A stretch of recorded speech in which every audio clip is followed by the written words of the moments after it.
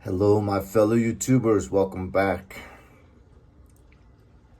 So I'm just going to jump right into this. Last night, I had a crazy religious experience.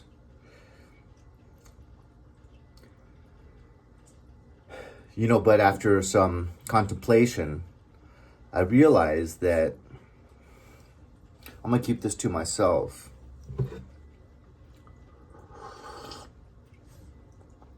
Because by keeping it to yourself, it means more to God.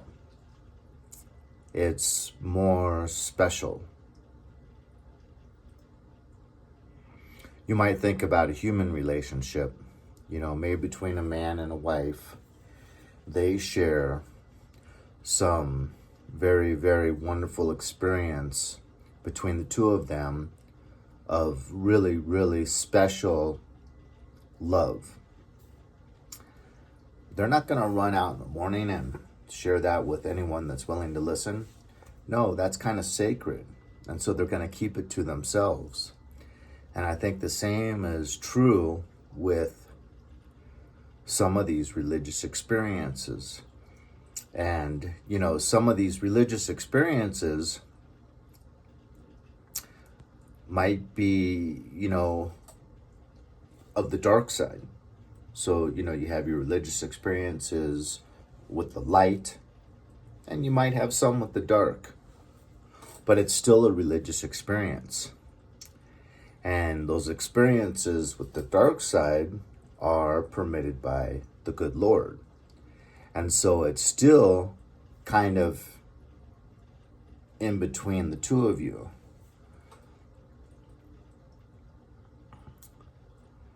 And I think it's best, no matter what religious experience you might have, is to let it kind of settle for as long as possible. Because if you thought it could really benefit others and you wanted to share it and you prayed on it and you think it's appropriate to share, I think it's still better to let some time pass. Because that religious experience was shared with you for a particular reason. Everything that is of a religious nature, religious experience, is of the divine will. And so it's there for you to benefit from and to learn from and to add to your story, add to your testimony someday that might help bring others to the good Lord. So it's best to let it settle for a while and see what you might learn from that before you decide that it's appropriate to share with others.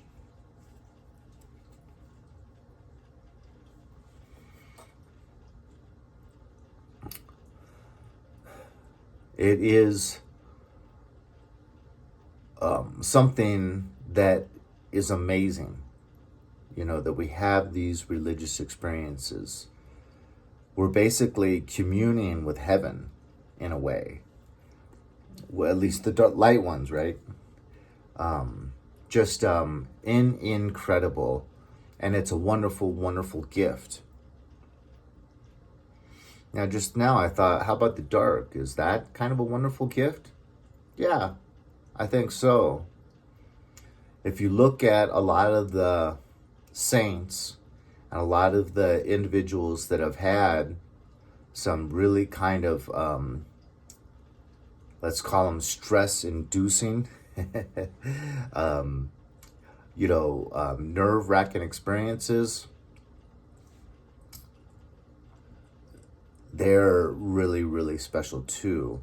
Once you get out of that fear and that stress that's been induced by that experience, it's really can be just as efficacious, just as beneficial for the individual as the experiences with light.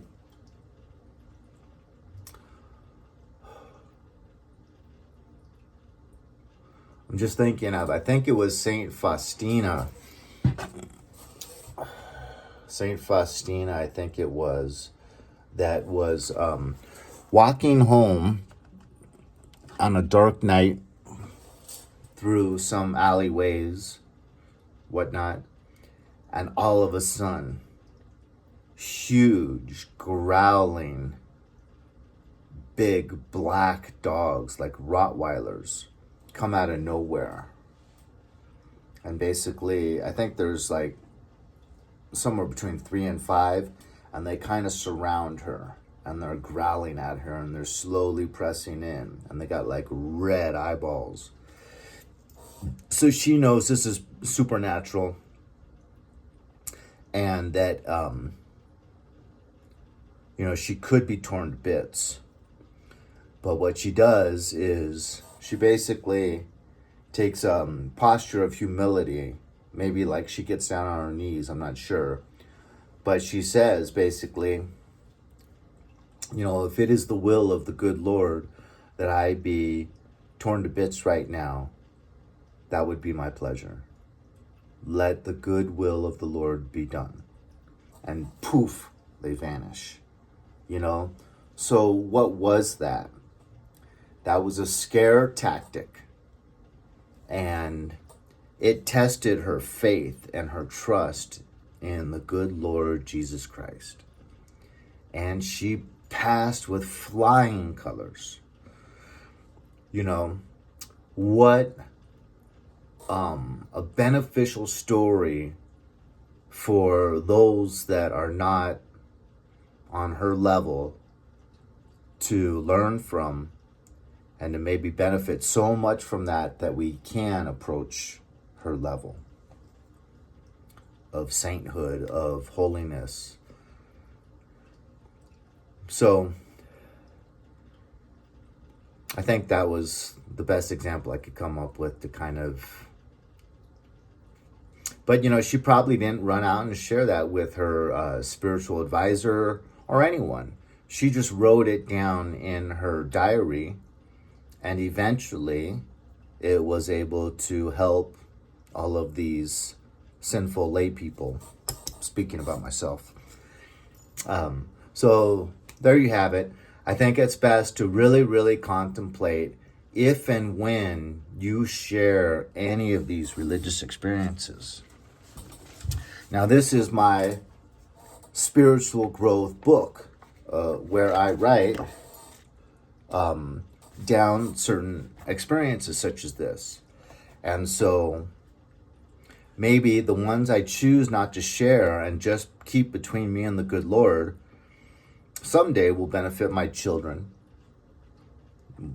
God willing, maybe even someone above and beyond just my own children. But I think journaling is good because it helps kind of the written word, the formation of the written word, ties together several parts of our intellect and kind of solidifies it in our memory for all time. Because we have to think through the experience and actually try to express it as well as possible in written form. And through that process, it can become more efficacious, beneficial for us. And then eventually, hopefully, God willing, for someone else. So I'm reading this book on St. Francis right now. So this is my patron saint. And the book I'm reading is this book, The Lessons of St. Francis. And sometimes I feel embarrassed when let's just say when I cry during Mass, and or when I'm just so full of joy that I come across as kind of unhinged, like I'm kind of almost skipping around like a little kid,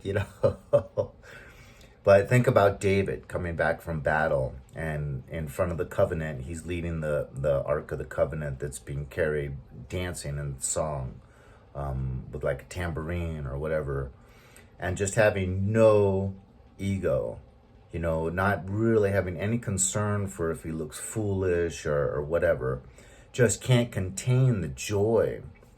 Same with this guy. St. Francis went and met the Pope.